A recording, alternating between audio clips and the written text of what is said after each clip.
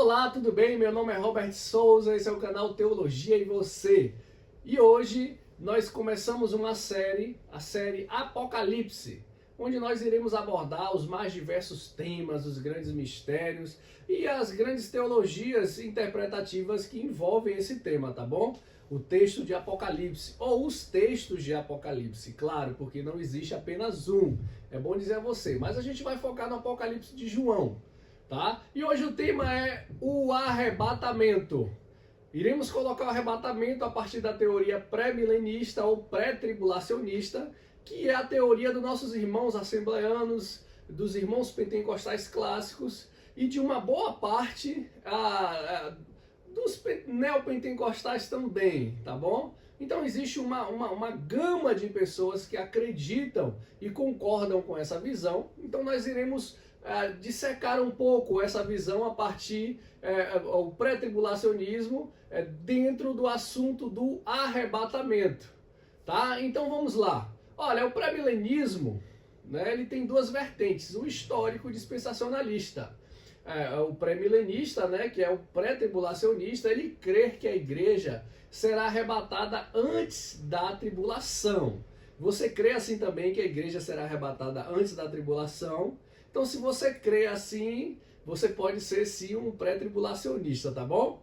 Bom, essa teoria é uma teoria moderna, de 1830, a partir do John Nelson Darby. Ele foi considerado o pai do modernismo, né? Do modernismo, do moderno dispensacionalismo e do futurismo. Tá? A teologia do arrebatamento na qual ele pregava, que ele era um pregador, tá? Essa teologia pré-tribulacional foi popularizada extensivamente a partir da década de 1830, tá? E tornou-se muito conhecida nos Estados Unidos a partir do século XX pela circulação da Bíblia de Estudo Scofield. Você já ouviu falar dessa Bíblia? Pois é, essa Bíblia ela aborda essa teologia pré, tá? Sobre a questão do arrebatamento, da segunda vinda de Cristo. E isso fez a maior fama e sucesso nos Estados Unidos, tá bom? Então, o pré-milenismo dispensacionalista acredita que a igreja está vivendo antes do milênio, tá? Acredita que a história da humanidade, os dispensacionalistas acreditam que ela está dividida em 7 dispensações. O período que nós estamos vivendo agora é o período da graça, onde Deus está trabalhando com a igreja. Então a forma como o pré-tribulacionista pensa é que, por enquanto, Deus está trabalhando com a igreja, depois que arrebatá-la, ele volta a trabalhar com Israel, para finalizar o processo. É basicamente sobre isso. Então, pensando sobre o arrebatamento, na visão pré-milenista, crê-se que o arrebatamento, que é do grego harpazo, né? Também acontece, além da questão do arrebatamento, acontece a volta de Jesus em secreto e depois outra segunda vinda, né? Então, se a gente for contar, Jesus já foi, aí ele volta em secreto, ou a gente que se encontra com ele, assim eles pensam também, e depois ele volta de novo. Bom, o arrebatamento, ressurreição dos mortos, a gente vai falar sobre isso. Então, no primeiro arrebatamento e na primeira ressurreição dos mortos, eles creem que será de forma secreta. Assim é conhecido o pré-tribulacionista. Tá? Por quê? Porque eles se alinham com a visão de Daniel da última semana apocalíptica da qual Daniel escreve, tá bom? Então, os pré, eles creem que Jesus virá de forma secreta e eles defendem que Jesus virá como ladrão, assim como está em Mateus 24, tá? Então eles interpretam dessa forma, tá? Então arrebatados vem do grego harpazo, né? Harpazo, e arrebatamento, arpagessometa, tá? Arrancados poderosamente. Tá? Assim eles entendem, agarrados, apanhar para cima, encontrar com o Senhor, eles interpretam assim, tá? No grego, eis apantesen tou kuriou, tá? Se fortalecem assim, também, claro, numa fala do grande sistemático, principalmente da Assembleia de Deus, que é o Stanley M. Orton, né? O Stanley Orton, ele defende essa construção a partir da parábola das 10 virgens de Mateus 25. E aqui coloca-se uma ideia de arrebatamento junto com a parousia, com a segunda vinda, né? É como se a questão das noivas, são as noivas que vão encontrar com o noivo. Então é assim que esse teólogo sistemático e essa teoria compreende que nesse arrebatamento secreto que acontecerá, né, como um escape que subirá, nós que iremos nos encontrar com Jesus nos ares. Então assim acontece aí essa segunda vinda, né, essa coisa secreta. Então os pré-tribulacionistas creem que Jesus volta ainda 2 vezes. Essa do secreto que a gente se encontra e depois quando todo olho verá, né? Enfim, aqui a gente não vai construir nenhuma crítica sobre isso, mas a construção desse primeiro arrebatamento secreto e o mistério disso se baseia, segundo eles, pela fé, claro, que Cristo nos receberá em secreto está em 1 Coríntios 15, 51 a 52. Eis que vos digo um mistério, na verdade nem todos dormiremos, mas todos seremos transformados num momento, no abrir e fechar de olhos, ante a última trombeta, porque a trombeta soará e os mortos ressuscitarão incorruptíveis e nós seremos transformados. Assim ele pega essa teoria, né, os irmãos que creem, usa muito esse versículo para defender essa questão do arrebatamento, dessa questão da ressurreição, tá? Crê-se também em 1 Tessalonicenses 4,16, que haverá, segundo eles, essa primeira ressurreição, tá? E também o som no primeiro soar da trombeta, em 1 Tessalonicenses 4,17, que haverá o arrebatamento dos que ficaram vivos.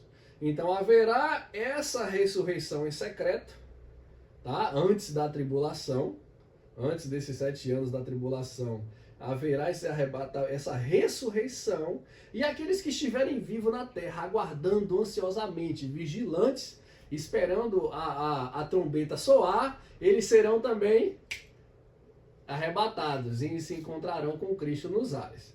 Tá? Segundo outro grande teólogo também, o Max Anders, dessa linha pré-tribulacionista, ele entende, né, que a igreja tem a promessa de livramento. Apocalipse 3:10 fala sobre isso, né? Mas o Apocalipse 3:10, ele é um texto voltado para a igreja de Filadélfia, né? Que guardou a palavra com paciência, e também Jesus diz que guardará na hora da tentação do mundo e para todos, né, que habitam na terra. Veja bem, é assim como eles interpretam esse versículo que é ligado à igreja de Filadélfia, à questão do arrebatamento.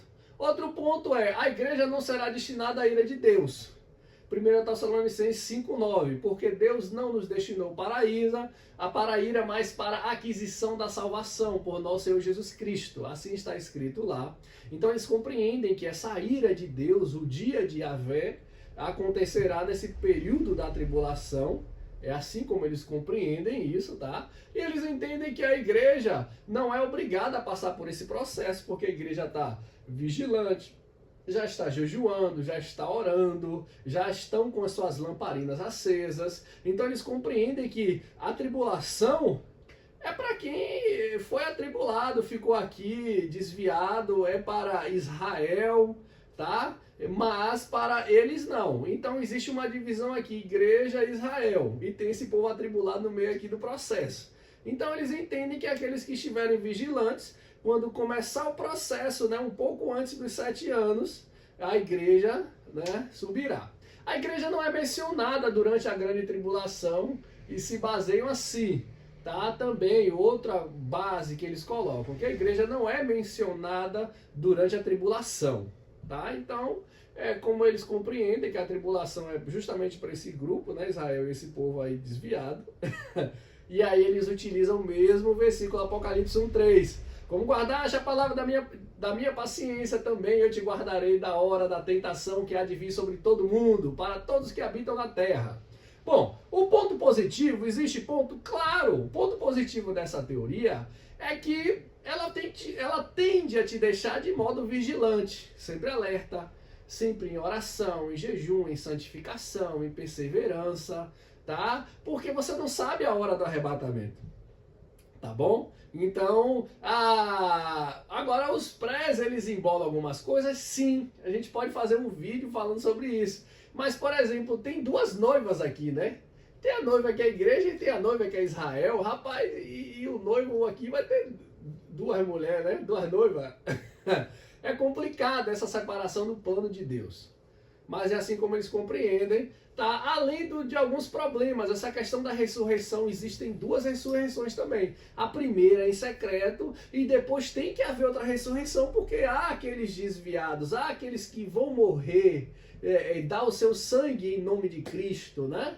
Pela sua salvação. Então haverá mais uma ressurreição ali na tribulação, tá? Mas tirando esses pontos, podemos entender, claro, que existem muito mais pontos positivos.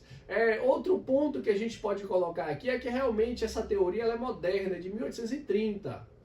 Os pais da igreja e todos os outros, ao longo dos séculos, sempre compreenderam de outra forma, que a igreja passa porque a igreja sempre passou, Israel sempre passou.